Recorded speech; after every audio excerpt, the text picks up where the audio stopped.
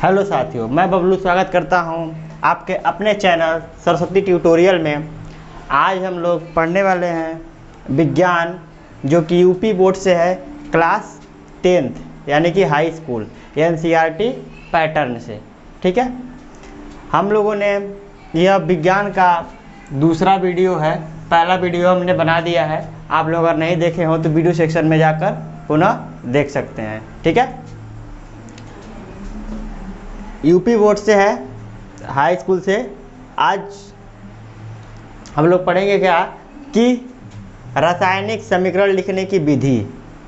ठीक है, रासायनिक समीकरण लिखने की विधि को हम लोग पढ़ेंगे। ठीक है, अगर जो साथी चैनल पर नए हो तो चैनल को ज़रूर सब्सक्राइब करें, लाइक करें और वीडियो को अधिक से अधिक शेयर करें। ठीक है, चैनल को ज़रूर सब्सक्राइब और लाइक करें और बढ़ावा दें। ठीक है, चलिए समय को ध्यान में रखते हुए आगे बढ़ते हैं, जो कि हमारा आज का टॉपिक है रासायनिक समीकरण लिखने की विधि, method of write the chemical equation. ठीक है, इसमें सबसे पहले हमको ध्यान देना रहता है, हम लोग जो पिछले क्लास में पढ़ चुके हैं रासायनिक अभिक्रिया, रासायनिक समीकरण, ये सब कैसे होते हैं। अब हम लोग यहाँ पर सीखेंगे क्या रासायनिक समीकरण लिखने की विधि। पहला में मतलब क्या होता है कि किसी भी रासायनिक समीकरण में परिवर्तित करने के लिए निम्नलिखित तथ्यों की जानकारी आवश्यक है। अब क्या है निम्नलिखित तथ्य, अब आप लोगों के सामने है। देखिए, पहला तथ्य यह है कि अभिक्रिया में भाग लेने वाले सभी क्रिया कारकों तथा उत्पादों के अणुसूत्र या प्रतीक ज्ञात होने चाहिए। अब ये क्या होते हैं अणुसूत्र या प्रतीक, आप लोगों को बता रहे हैं। अणुसूत्र यानी कि जैसे मान लीजिए अगर आपको कार्बन लिखना है तो कार्बन का हमको C ज्ञात होना चाहिए।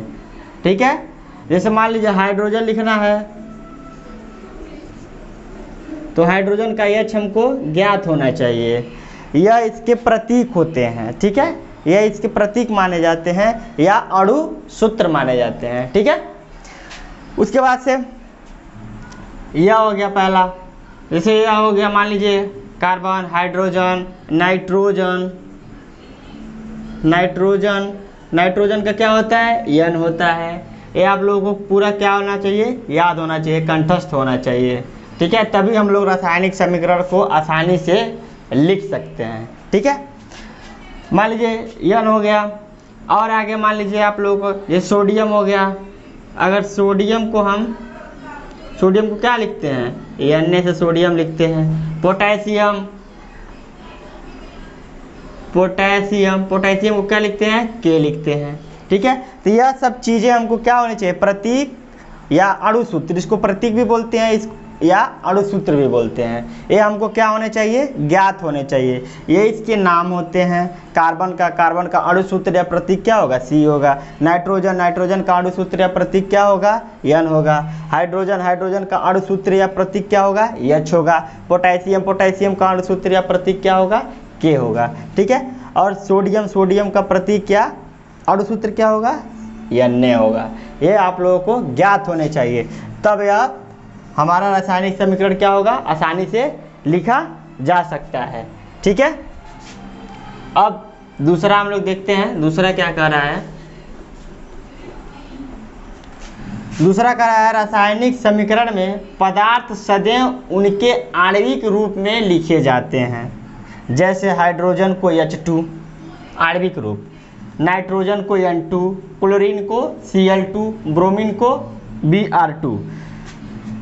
प्रतीक तो हमारा हाइड्रोजन का H होता है, नाइट्रोजन का N होता है, कार्बन का C होता है, क्लोरीन का Cl होता है, ब्रोमीन का Br होता है। लेकिन जब हम इसको रासायनिक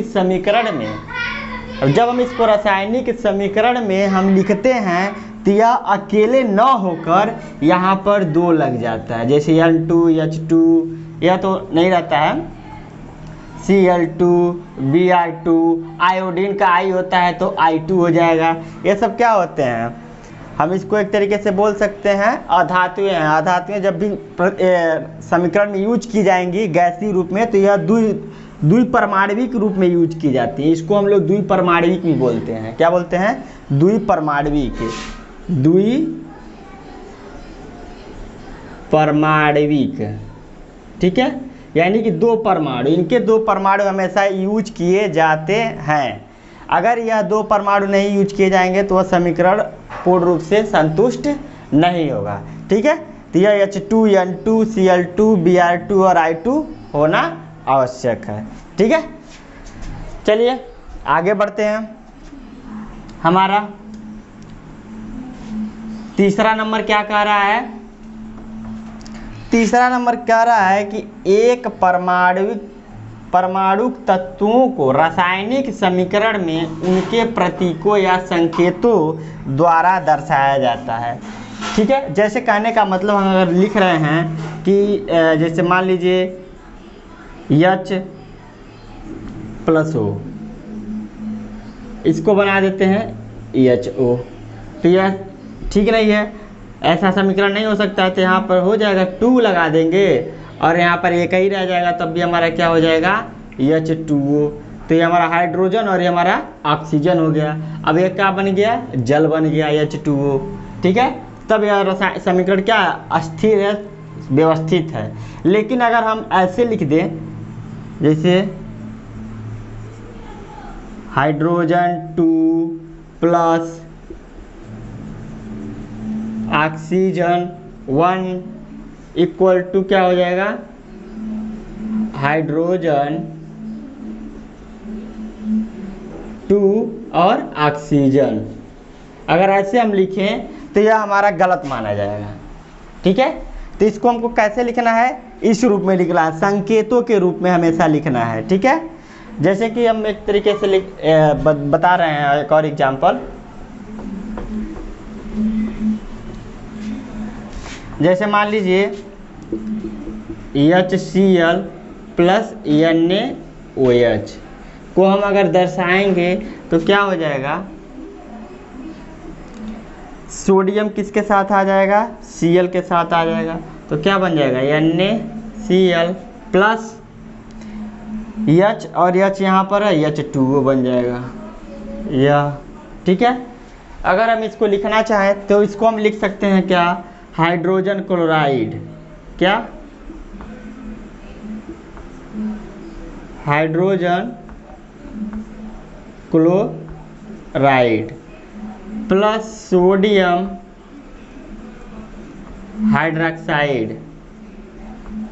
प्लस सोडियम हाइड्रोक्साइड, यह क्या बन जाएगा, सोडियम क्लोराइड, सोडियम क्लोराइड, और यह क्या बन जाएगा, जल। तो हम संकेत को न लिखकर, यानी इसको न लिखकर सिर्फ इसको लिख दें तो हमारा रासायनिक समीकरण नहीं सही रहेगा। ठीक है, इसको नहीं मान्य होगा, क्योंकि इसके जगह पर हमको अगर हम यह न लिखें या भाषा में न लिखें, सिर्फ इसको लिख दें, तब हमारा भी रासायनिक समीकरण क्या हो जाएगा, पूर्ण रूप से सही माना जाएगा। तो हमको क्या लिखना रहता है, संकेतों में लिखना रहता है कि क्या रहा है, एक परमाणु तत्वों के रासायनिक समीकरण के उनके प्रतीकों या संकेतों द्वारा दर्शाया जाता है।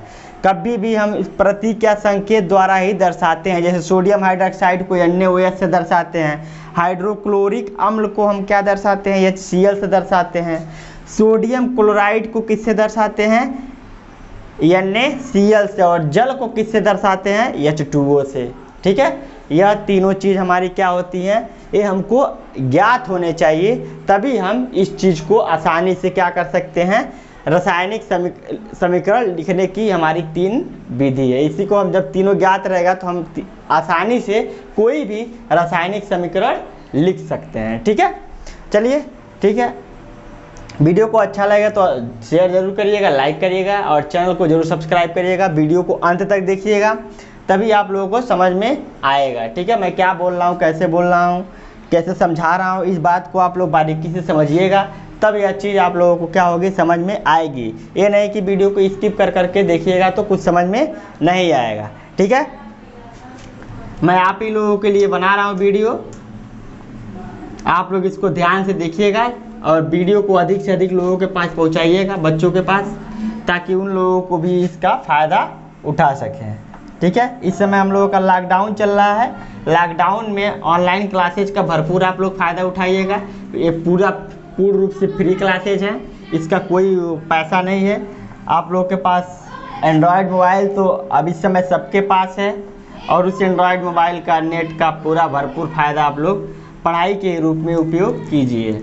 हाई स्कूल हो, इंटर हो, कंपटीशन हो, जो भी चीज़ हो, आप लोग उसके रूप में प्रयोग कीजिए। ठीक है, आगे अब हम लोग अब पढ़ेंगे क्या, अब इसको इरेज कर दें।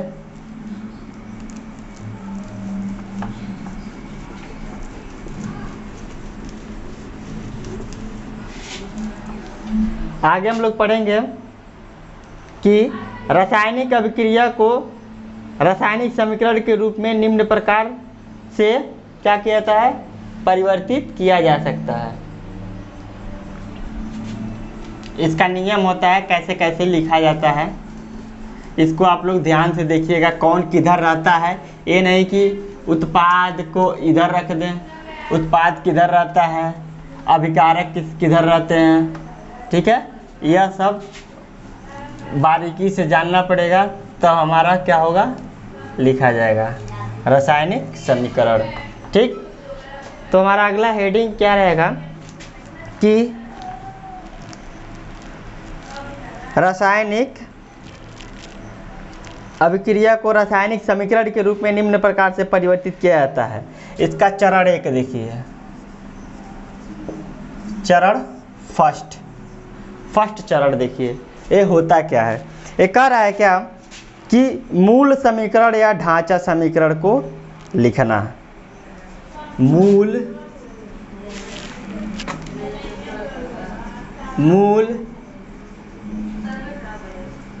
समीकरण या ढांचा समीकरण। ठीक है, यह होता क्या है, इसके बारे में हम लोग चर्चा करेंगे। ठीक है, तो पहला इसका पद जो है, पद नंबर 1, चरण पहले का पद नंबर 1 क्या होता है कि किसी रासायनिक समीकरण में क्रियाकारकों के उत्पादों में परिवर्तन को इनके मध्य तीर का चिन्ह लगाकर प्रदर्शित करते हैं। यानी कह रहा है कि कोई उत्पाद है, ठीक है, कोई अभिकारक है, उत्पाद है, तो उसका मतलब यह होना चाहिए किसी रासायनिक समीकरण में, किसी रासायनिक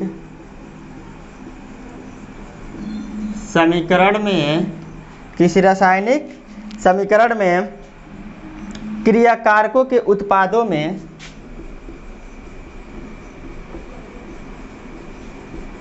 क्रियाकारकों के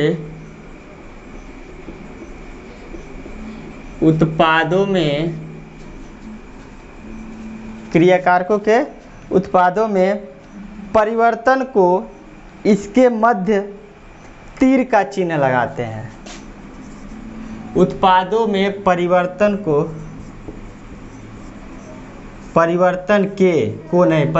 के मध्य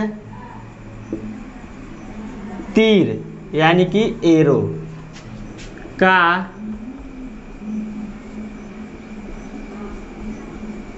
चिन्ह लगाते हैं। ठीक है, यानी हम बता रहे थे कैसे, इसको हम बताए थे कैसे। यहाँ पर देखिए, मान लीजिए ये Cl, फिर से वही एग्जाम्पल ले रहे हैं, Cl प्लस NaOH। ठीक है, इसके यहाँ हम क्रिया करा रहे हैं इनके साथ, तो इनके बीच में यह एरो का चिन्ह रहता है।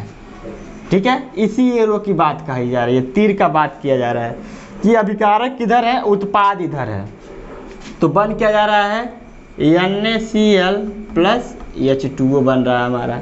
ठीक है, तो यानी कि ये हमारे क्या है, उत्पाद हैं, इनको बोला जाएगा उत्पाद, और इधर क्या बोला जाएगा, अभिकारक,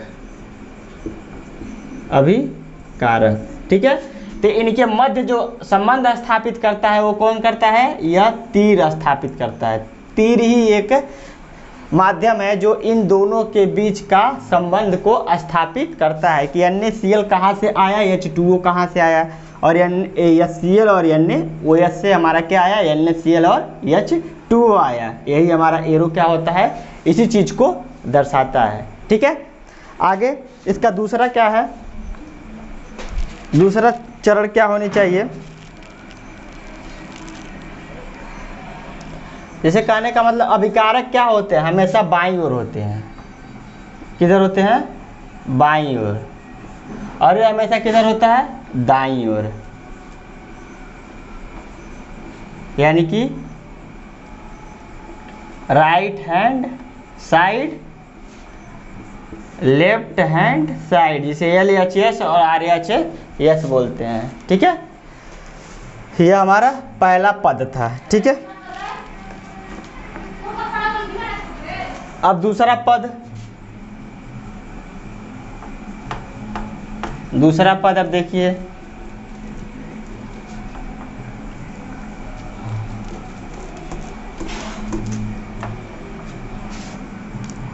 पद नंबर 2। पद नंबर 2 क्या कहता है कि रासायनिक समीकरण में भाग लेने वाले दो या दो से अधिक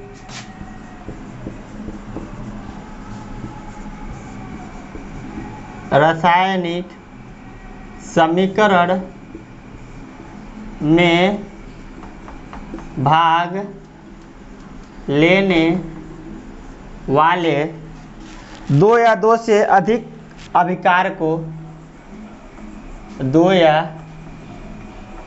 दो से अधिक अभिकार को, अभिकार को के मध्य धन, यानी कि धन का चिन्ह होता है। ठीक है, जैसे मैं यही चीज़ बताया हूँ, जैसे कि HCl प्लस NaOH, इनके बीच में ये दोनों अभिकारक हैं, दो या दो से अधिक अभिकारक या तत्व, यही कह रहा था, ये दोनों अभिकारक हैं। तो यह मान लो ये पहला अभिकारक है और दूसरा अभिकारक यह हमारा बन क्या रहा है, NaCl प्लस H2O बन रहा है। तो देखो यह प्लस यहाँ पर है दर्शा रहा है, और यह प्लस यहाँ, तो यानी कि अभिकारक या उत्पाद में जो बनता है, जो चीज़ बनती है, और एक या एक उत्पाद है, एक से अधिक उत्पाद बन रहे हैं। यहाँ देखिए दो उत्पाद बन रहे हैं, क्या क्या, एक बन रहा है सोडियम क्लोराइड और दूसरा उत्पाद बन रहा है जल। और इधर पहला अभिकारक है हाइड्रोक्लोरिक अम्ल, इसे भी बोलते हैं, यानी हाइड्रोजन क्लोराइड भी बोलते हैं, और यह प्लस का साइन लग दिया, यानी कि इनके बीच संबंध है, इनको मिलाया जा रहा है, इनको अभिक्रिया कराई जा रही है, तो इनका बीच का जो संबंध स्थापित करता है यही क्या होता है, प्लस साइन ही संबंध को स्थापित करता है। ठीक है, समझ में आ रहा है ना, चलिए ठीक है, समझ में आ रहा हो तो वीडियो को लाइक शेयर और चैनल को जरूर सब्सक्राइब करिएगा। ठीक है, और अधिक से अधिक शेयर करिएगा, जिससे इस वीडियो का फ़ायदा अधिक से अधिक लोग क्या कर सके, उठा सकें। अबे हमारा दूसरा पद था, अब तीसरा पद क्या होता है, तीसरा पद मतलब यदि अभिक्रिया उत्क्रमणीय हो, यदि अभिक्रिया उत्क्रमणीय, यदि अभिक्रिया क्या हो, उत्क्रमणीय हो, अर्थात बाईं से दाईं,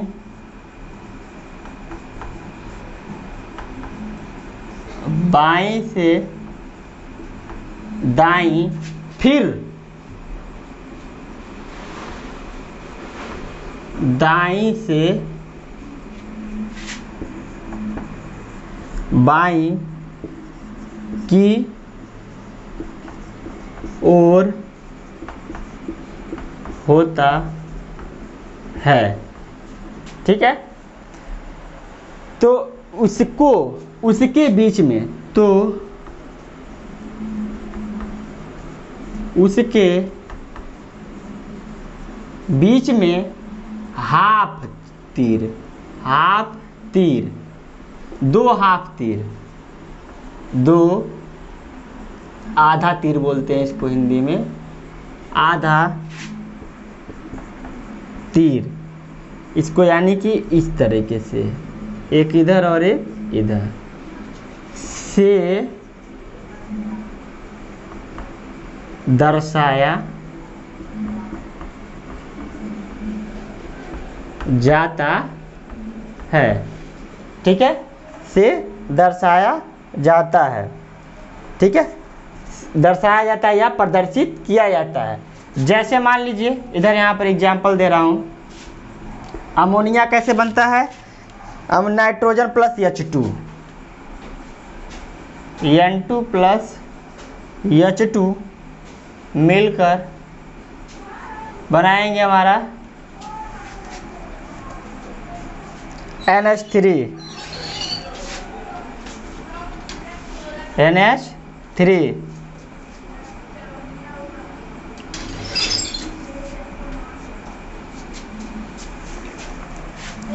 ठीक है, नाइट्रोजन और हाइड्रोजन मिलके क्या बनाएंगे, NH3।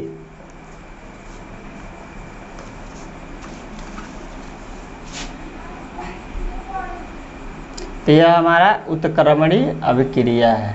ठीक है, एक हाइड्रोजन जुड़ जाता है और एक हाइड्रोजन क्या होता है, नष्ट हो जाता है, यह उत्क्रमणीय के कारण।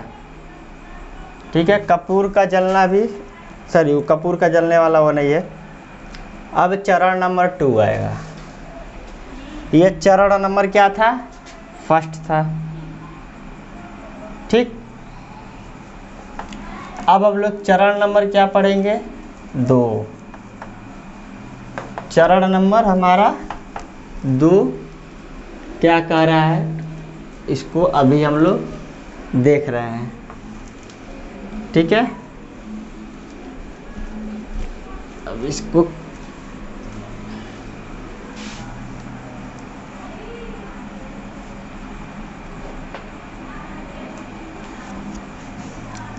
चरण नंबर 2,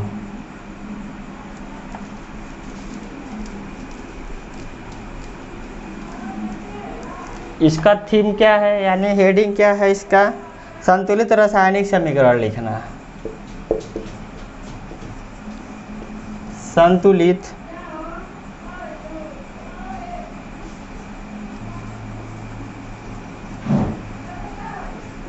रासायनिक समीकरण लिखना। संतुलित रासायनिक समीकरण लिखना, writing a balanced chemical equation. ठीक है, इसका इंग्लिश होता है द्रव्य की अविनाशिता का नियम। पहला है हमारा क्या, पहले इसी में पहला हमारा क्या है, द्रव्य की हेडिंग है अविनाशिता,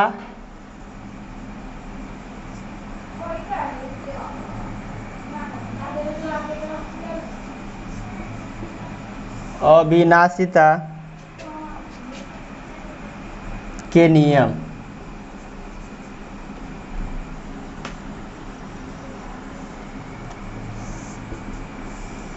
द्रव्य के अविनाशिता का नियम, लाभ। अब इसके नियम के साथ क्या होता है,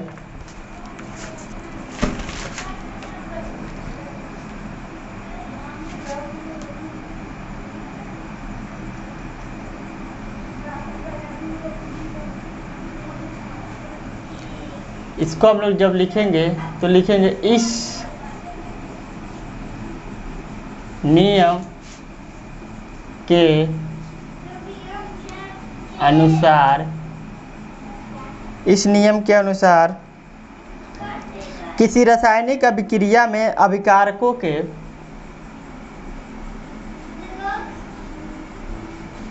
किसी रासायनिक अभिक्रिया में अभिकारकों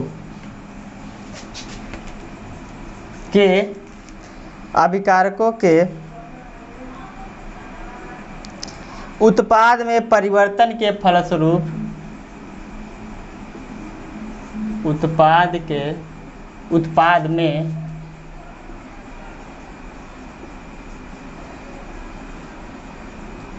परिवर्तन के फलस्वरूप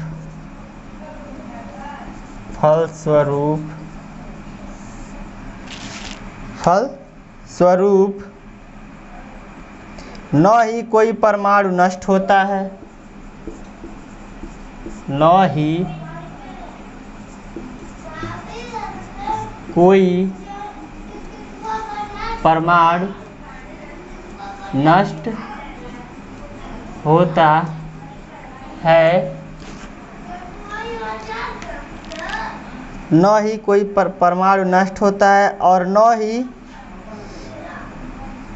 कोई बनता है, और न ही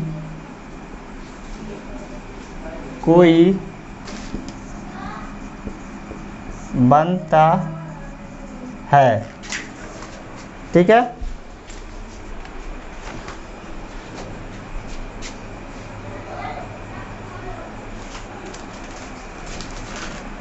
अब इसको हम लोग कैसे देखेंगे। जैसे कहने का मतलब यह है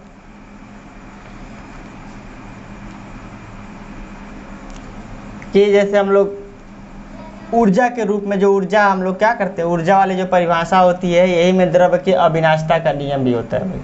ऊर्जा को न तो उत्पन्न किया जाता है और न ही नष्ट किया जा सकता है, बल्कि एक रूप से दूसरे रूप में परिवर्तित किया जा सकता है। उसी नियम के अनुसार इसमें क्या है कि इस नियम के अनुसार किसी रासायनिक अभिक्रिया में अभिकारकों के उत्पाद में परिवर्तन के फलस्वरूप न ही कोई परमाणु नष्ट होता है और न ही कोई परमाणु बनता है, बल्कि एक रूप से दूसरे रूप में क्या हो जाता है, परिवर्तित हो जाता है। बल्कि एक रूप से दूसरे रूप में परिवर्तित हो जाता है। जैसे मान लीजिए कैसे, जैसे मैं वही एग्जांपल ले रहा हूँ, पुराना वाला है। जैसे कि मान लीजिए sodium hydroxide NaOH plus HCl। देखिए आप लोग, यहाँ पर इसका नाम है सोडियम हाइड्रोक्साइड। क्या नाम है, सोडियम हाइड्रोक्साइड। इसका नाम है हाइड्रोक्लोरिक अम्ल, हाइड्रोक्लोरिक अम्ल। ठीक है, अब यह दो चीज़ हैं, अब दोनों यह क्या करेंगे, मिलेंगे। अब मिलने के बाद यह अभिकारक हैं और उत्पाद में जब परिवर्तित होंगे तो यह NaCl बन जाएगा, NaCl बन जाएगा। यानी क्या बन जाएगा, सोडियम क्लोराइड, सोडियम क्लोराइड हो जाएगा, प्लस क्या बन जाएगा, हमारा जल बन जाएगा H2O। अब यहाँ पर क्या कर रहा है कि फलस्वरूप न ही कोई परमाणु नष्ट होता है और न ही कोई परमाणु बनता है। कैसे, अब देखिए सोडियम यहाँ पर है तो यहाँ पर भी सोडियम एक है, ऑक्सीजन एक है तो ऑक्सीजन भी हमारा क्या है, एक है। हाइड्रोजन यहाँ पर एक, यहाँ पर है और एक यहाँ पर है, तो दो हाइड्रोजन यहाँ पर है। ठीक, क्लोरीन हमारा एक है तो क्लोरीन हमारा एक यहाँ पर है। यह इसी में से यानी अभिकारक में से जो उत्पाद हमारा बन रहा है वह उत्पाद न कि नया कोई चीज़ परिवर्तित कर रहा है बल्कि उसी को मिला जुला कर एक नया उत्पाद बनाने का प्रयास कर रहा है या बना दे रहा है। यहाँ पर इसका नाम सोडियम क्लोराइड हो जा रहा है और यहाँ पर इसका नाम जल हो जा रहा है। और यहाँ पर देखिए न सोडियम क्लोराइड है और ना ही जल है, यहाँ पर क्या है सोडियम हाइड्रोक्साइड है और हाइड्रोक्लोरिक अम्ल है। और यहाँ पर वही नाम क्या हो जा रहा है, चेंज हो जा रहा है, सोडियम क्लोराइड और जल। ठीक है, तो यही होती है द्रव्य की अविनाशिता का नियम। ठीक है, कि न ही कोई तत्व बनते हैं और न ही कोई तत्व क्या होते हैं, नष्ट होते हैं। ठीक, इसी तरह हमारा ऊर्जा का नियम होता है। हाँ।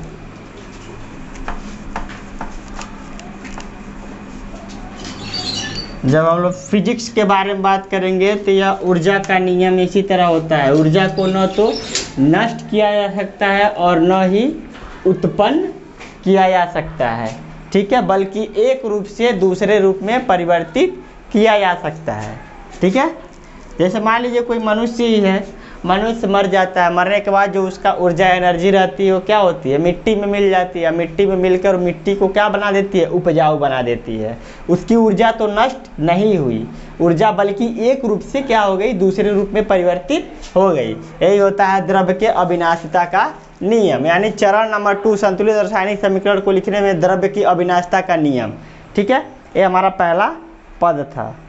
ठीक, अब हम लिखेंगे रासायनिक समीकरण को कैसे संतुलित किया जाता है। हम लोग पढ़ेंगे रासायनिक समीकरण का संतुलन। रासायनिक समीकरण का संतुलन बहुत ही इम्पोर्टेंट है। अभी अब लिखना और क्या पहचानना आप लोग सीख गए। अब हम लोगों को क्या सीखना है, संतुलन ही सीखना है। वीडियो को अत्यधिक शेयर करिएगा। चैनल पर नए हो तो चैनल को ज़रूर सब्सक्राइब कीजिएगा और उन लोगों के पास ही पहुंचाइएगा जिन लोगों की इसकी आवश्यकता है। ठीक है, वीडियो को समझकर पूरा देखकर ही नोट बनाइएगा। ठीक है, नोट बनाते चलिएगा। यह नोट यूपी बोर्ड 2021 में जो बोर्ड की परीक्षा होगी उसके लिए बहुत ही महत्वपूर्ण होगा। ठीक है, अब यह बोर्ड के लिए नहीं, जो भी अन्य परीक्षाएं भी होती हैं कॉम्पिटिटिव तरीके से, उसके लिए भी क्या होगा, बेनिफिट होगा। ठीक, जिसमें अब जीएस के रूप में पूछा जाता है क्वेश्चन, वह विज्ञान में जो आता है तो विज्ञान में से यह भी क्वेश्चन बनते हैं, रसायन विज्ञान से। ठीक है, भौतिक विज्ञान से भी क्वेश्चन बनते हैं, रसायन विज्ञान से भी क्वेश्चन बनते हैं और जीव विज्ञान से भी क्वेश्चन हमारे क्या होते हैं, बनते हैं। ठीक, तो यह विज्ञान हमारे जीवन में क्या है, बहुत ही महत्वपूर्ण अंग है। ठीक है, इसको हम लोग ध्यान से समझेंगे, पढ़ेंगे और आगे बढ़ेंगे।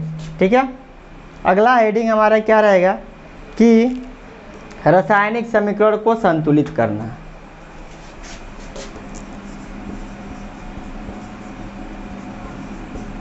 रासायनिक समीकरण को संतुलित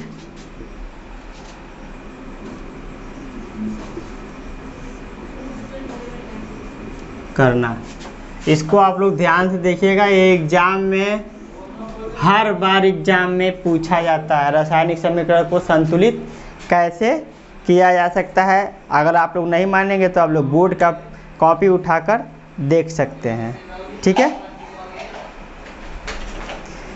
बैलेंस ऑफ केमिकल इक्वेशन। ठीक है, इसका हिंदी क्या हो जाएगा, बैलेंस ऑफ केमिकल इक्वेशन। इसको लिखने के रासायनिक समीकरण को संतुलित करने के लिए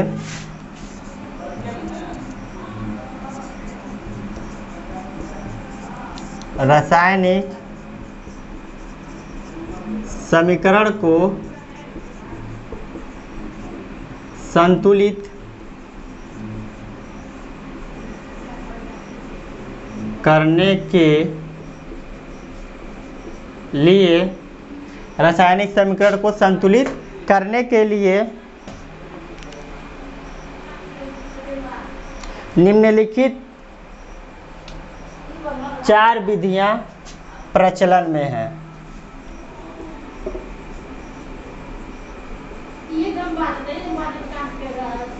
निम्नलिखित 4 विधियां प्रचलित में है। ठीक है, थोड़ा प्यास लग गई, पानी पी लेते हैं, उसके बाद इसको आगे कंटिन्यू करेंगे।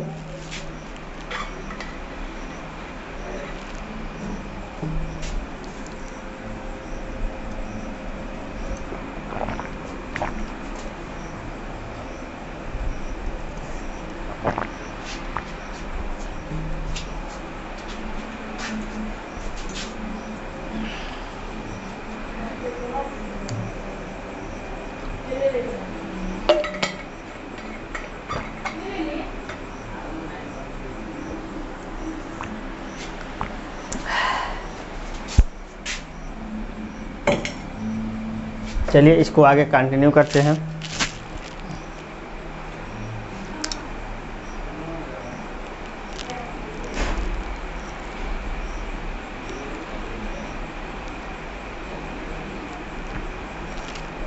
वीडियो को अधिक से अधिक शेयर करिएगा, चैनल को सब्सक्राइब करिएगा और वीडियो को पूरा अंत तक देखने का प्रयास कीजिएगा। ठीक है, और समझने का भी प्रयास कीजिएगा, क्योंकि आप लोग हाई स्कूल में बहुत कम समय आप लोगों के लिए बचा है। लॉकडाउन में हमको लगता है कि अभी तक स्कूल खुलने का कोई चांस है नहीं। बोला गया है कि शायद 15 अगस्त के बाद स्कूल खुलेंगे, लेकिन अभी भी कोई चांस है नहीं। जिस तरह बीमारी बढ़ रही है अपने वहाँ कोरोना की, स्कूल खुलने का चांस बहुत कम ही माना जा रहा है। ठीक है, अगर स्कूल खुलते भी हैं तो उतने ढंग से रेगुलर पढ़ाई हो नहीं पाएगी। तो इससे अच्छा है कि आप लोग घर पर मोबाइल वगैरह यूज करते ही हैं, वह उस मोबाइल को अच्छे तरीके से यूज करें, बेनिफिशियल हो। ये ना कि सिर्फ फालतू में वीडियो वगैरह टिकटॉक देखते रहें। उसको जो अपना नेट है उसको सही काम में यूज करें, पढ़ते रहें ऑनलाइन। ठीक है, तो अब इसमें क्या चीज़ है, रासायनिक समीकरण को संतुलित करने के लिए निम्नलिखित 4 विधियां प्रचलित में। कौन कौन सी विधि हैं? पहला विधि हमारा क्या है? जांच एवं त्रुटि विधि। जांच एवं त्रुटि विधि। दूसरा हमारा क्या है कि आंशिक समीकरण विधि। क्या है? आंशिक समीकरण विधि। आंशिक समीकरण विधि। ठीक है, तीसरा हमारा क्या है?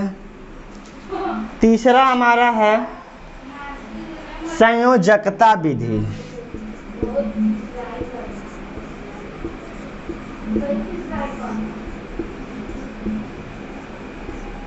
संयोजकता विधि। चौथा हमारा क्या है? चौथा हमारा है आयनिक समीकरण विधि। आयनिक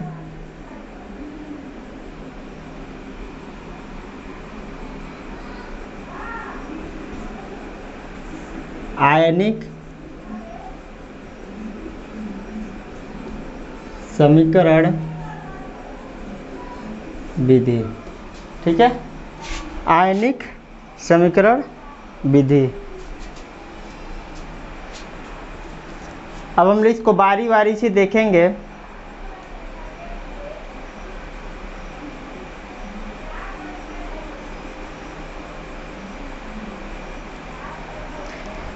हम लोग हाई स्कूल के कक्षा में बस हम लोग जांच एक ही विधि को हम लोग पढ़ते हैं, जो कौन सा विधि है?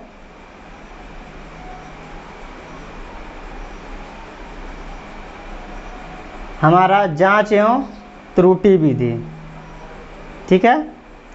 बाकी जो 3 विधियां हैं, आंशिक विधि, संयोजकता विधि या आयनिक विधि, या इंटर वगैरह में पढ़ाए जाते हैं, ठीक है। इसको भी हम लोग देख लेंगे बाद में, लेकिन हम सबसे पहले क्या लिखें, हाई स्कूल के दृष्टि से हमारा क्या, जांच एवं त्रुटि विधि करना है, ठीक है।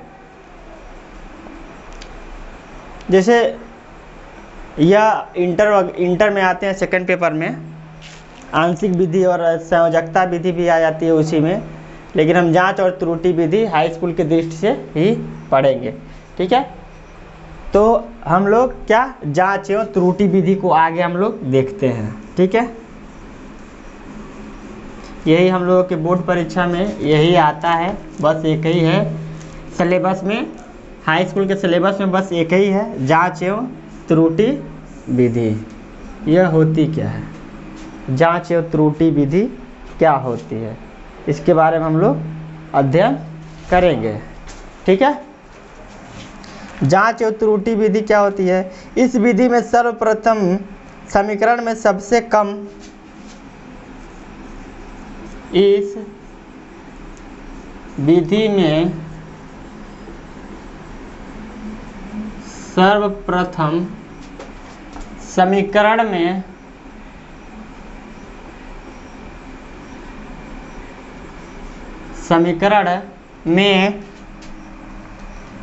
सबसे कम स्थानों पर आने वाले तत्व के सबसे कम स्थानों में आने वाले तत्व के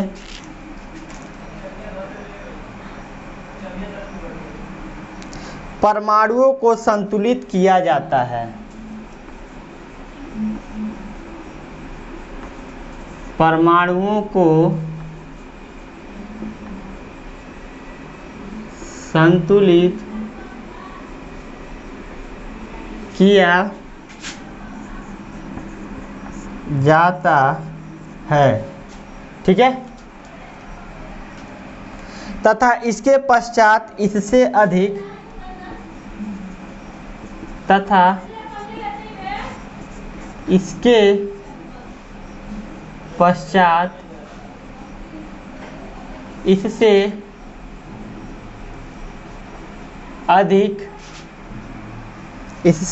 अधिक व और अधिक स्थानों पर और अधिक स्थानों पर आने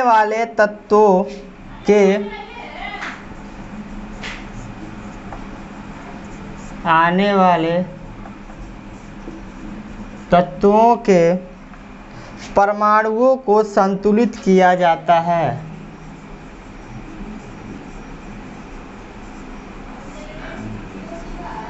परमाणुओं को संतुलित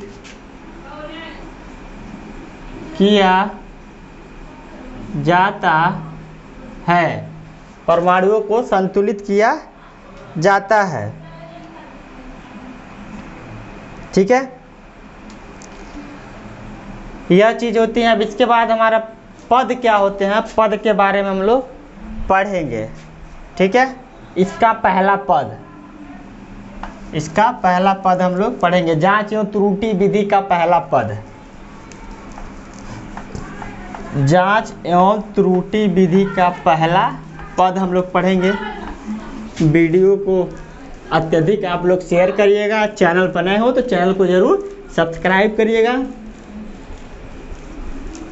और वीडियो में कोई कमी हो, अगर कोई क्वेश्चन आप लोगों को पूछना हो तो आप लोग कमेंट सेक्शन में जाकर कमेंट ज़रूर कीजिएगा। अगर कोई कमी हो तो कमी को भी ज़रूर बताइएगा, हम उसको दूर करने की पूरी कोशिश करेंगे। अब हमारा पहला पद क्या है, पद नंबर 1, पद 1। इसका पद क्या है, जांच एवं त्रुटि विधि का पद क्या है हमारा पहला, कि सर्वप्रथम असंतुलित समीकरण को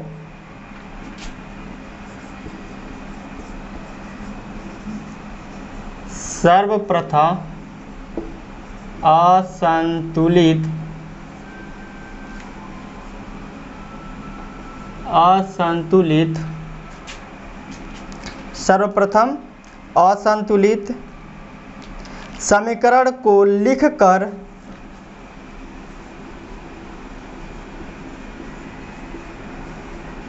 समीकरण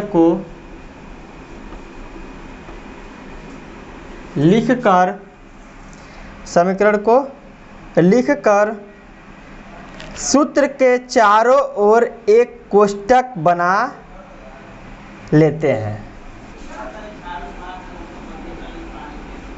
सूत्र के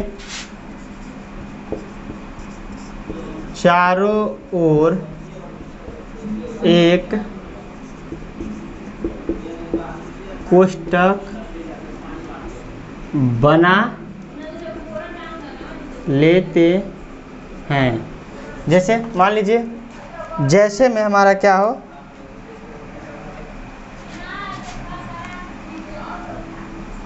जैसे हमारा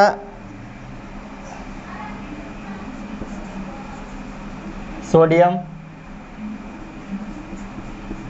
प्लस H2O, यानी सोडियम और जल की क्रिया कराई जा रही है। बन क्या रहा है हमारा NaOH,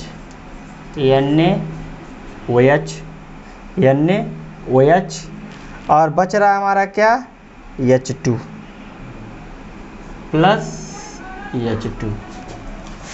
अब कैसे हम इसको संतुलित करते हैं, अब आप देखिएगा ध्यान से।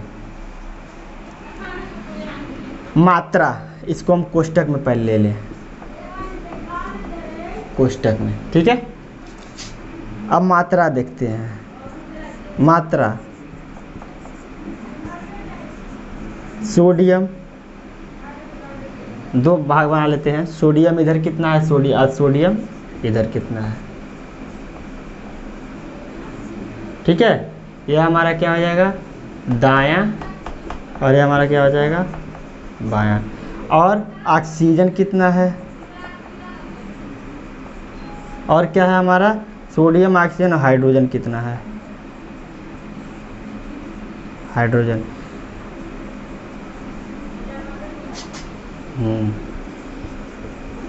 बायां और यहाँ पर दायां।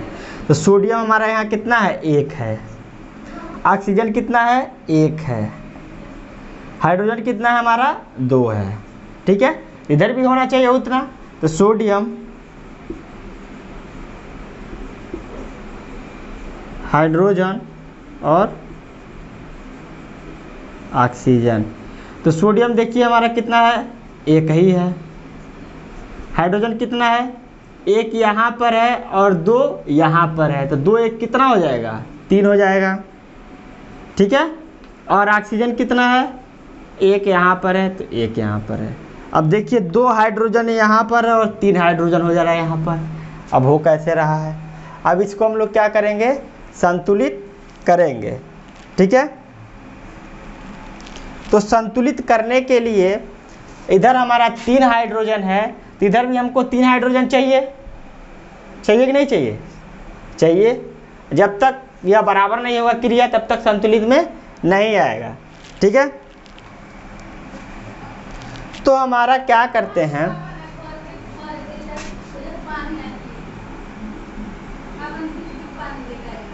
सोडियम के पास 2 लगा देते हैं,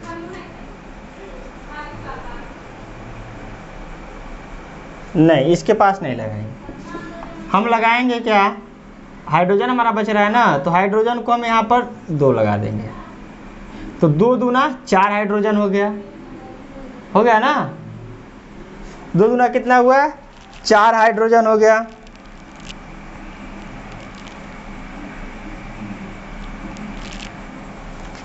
अब यहाँ पर 2 सोडियम भी लगा देंगे, ठीक।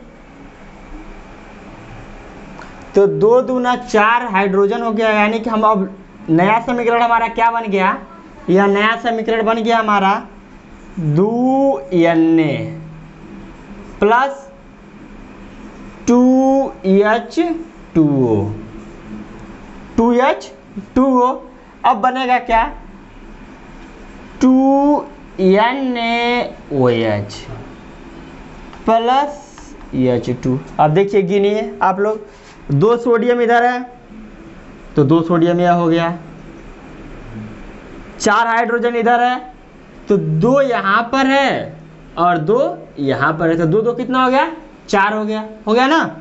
अब क्या कर रहा है, 2 यह 2 इससे मल्टीप्लाई करेगा तो यानी 2 ऑक्सीजन हो गया, तो यही 2 क्या कर लेगा, इससे मल्टीप्लाई कर लेगा, यानी 2 ऑक्सीजन भी हो गया। यानी कितने आ गए, यहाँ पर सब क्या हो गए, बराबर बराबर हो गए, यानी हमारी क्या हो गई, यह संतुलित अवस्था में आ गई, यह असंतुलन में है,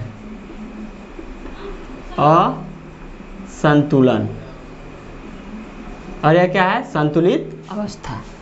ठीक है, यानी जितने परमाणु दाएं ओर हैं, सॉरी बाएं ओर हैं, उतने परमाणु क्या होनी चाहिए, दाएं ओर भी होनी चाहिए, क्योंकि हमारा जो हम लोग पढ़े थे अविनाशिता का नियम, कि तत्व तो हमारा बदलता नहीं है, बल्कि एक रूप से दूसरे रूप में हो जाता है, ना ही नया बनता है और ना ही समाप्त होता है और ना ही बदलता है। तो यानी कहने का मतलब यहाँ पर हमारा देखिए असंतुलित था, यहाँ पर 3 हाइड्रोजन हो जा रहा था, 1 हाइड्रोजन यहाँ, 2 हाइड्रोजन यहाँ, तो 3 यहाँ हो जा रहा था, हमारा बाएं ओर क्या हो रहा था, 2 हो रहा था, तो हमारा समीकरण क्या होता था, असंतुलित रूप से हो जाता था। इसीलिए हम लोग क्या किए हैं, हम 2 लगा दिए हैं, 2 यहाँ पर जोड़ दिए हैं, 2 सोडियम और 2 दूनी 4 2H2O लगा दिए हैं, तो 2 दूनी 4 हाइड्रोजन जोड़ दिए हैं और 2 ऑक्सीजन जोड़ दिए हैं। तो इधर हमारा नया क्या बन रहा है, 2 सोडियम 4 हाइड्रोजन 2 ऑक्सीजन, ठीक, यहाँ पर 2 सोडियम हो गया, 2 ऑक्सीजन हो गया, और यहाँ पर 2 हाइड्रोजन और यहाँ पर 2 हाइड्रोजन, 2 2 कितना हो जाएगा, 4 हो जाएगा। तो सब क्या हो गए, बराबर बराबर हो गए। 2 हमारा क्या हो गया, सोडियम हो गया, 2 हमारा क्या हो गया, ऑक्सीजन हो गया, और 4 हमारा क्या हो गया, हाइड्रोजन हो गया। ठीक है, अब यह हो गए, इधर भी क्या है, 2 हमारा क्या है, सोडियम है, 2 हमारा क्या है, ऑक्सीजन है, और 4 हमारा क्या है, हाइड्रोजन है। इधर भी हमारा क्या हो गए, संतुलित हो गए, यानी जितना इधर है उतना हमारा क्या हो जाएंगे, इधर हो जाएंगे। जैसे कहने का मतलब 2 सोडियम इधर हमारा बच जा रहा है, 2 हाइड्रोजन 4 हाइड्रोजन हो जा रहा है, और क्या हो जा रहा है, 2 ऑक्सीजन हमारा इधर भी हो जा रहा है संतुलित अवस्था में, कि क्या है, इसको हम लोग देखेंगे, एक बार और समझा दे रहे हैं संतुलित अवस्था को, समीकरण इसको समझना बहुत ज़रूरी है, बिना समझे इसमें काम नहीं चल पाएगा।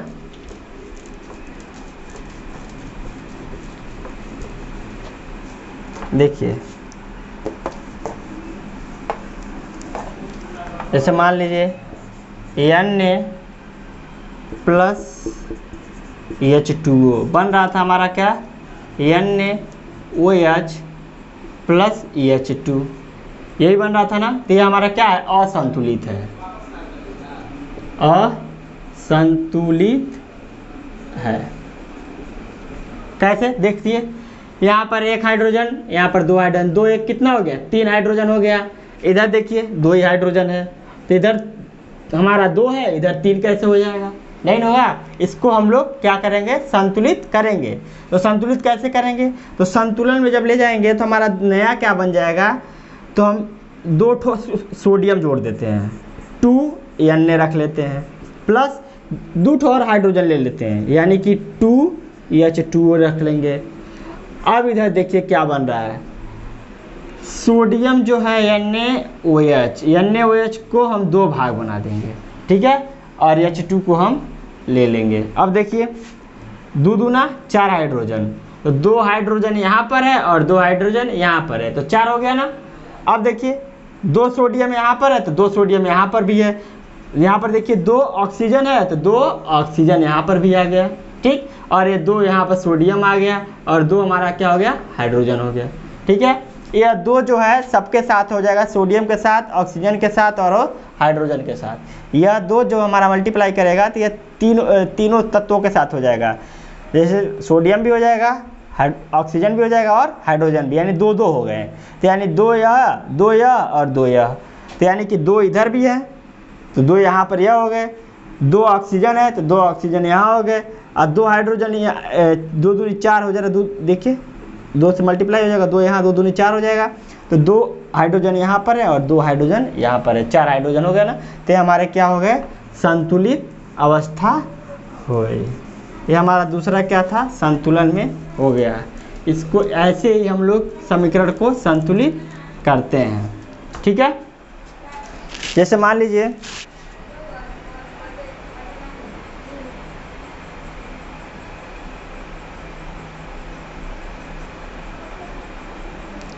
अब पद नंबर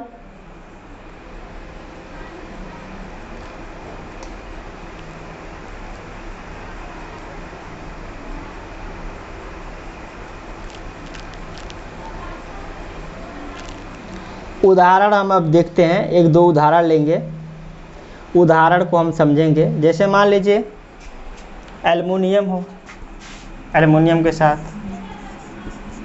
H2SO4, H2SO4 गिब्स क्या बनाएगा, SO4 हमारा माइनस है, AlSO4, AlSO4, AlSO क्या बनाएगा, AlSO4 का Al2SO4 का होल थ्राइस, Al2SO4 का होल ट्वाइस, थ्राइस नहीं है, होल थ्राइस ही है, plus H2O, whole thrice plus H2।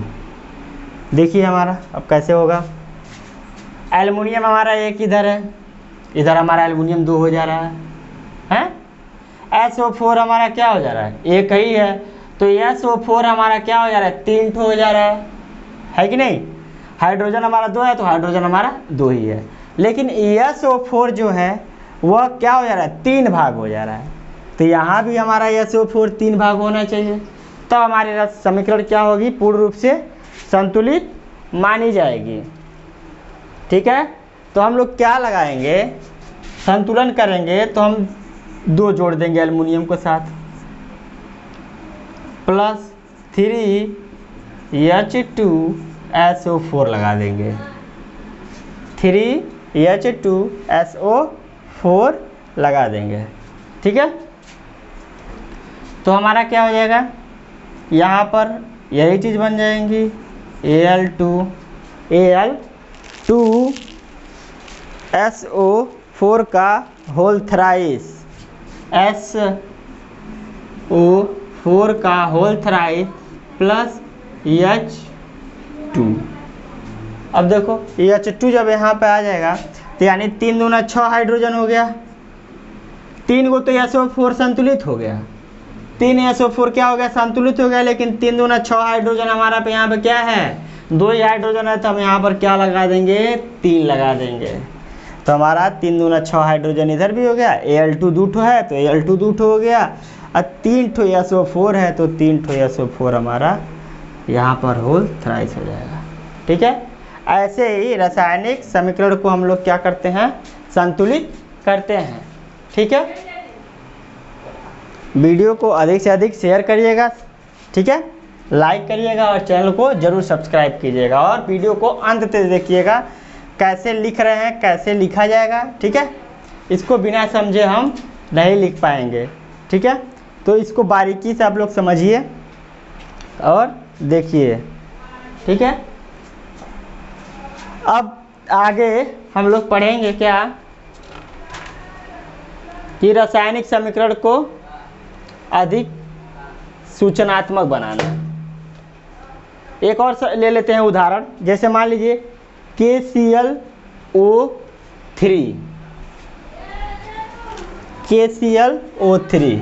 उदाहरण एक और ले लेते हैं।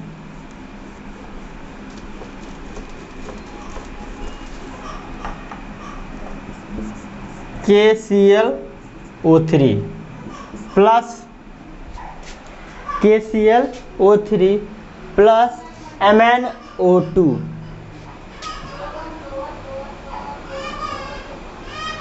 ऊपर है, यह काम कर रहा है क्या बोलते हैं इसको,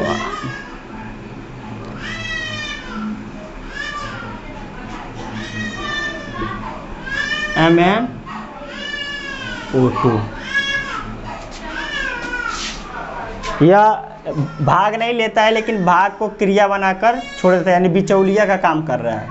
ठीक है, तो इसको हम लोग जोड़ेंगे नहीं,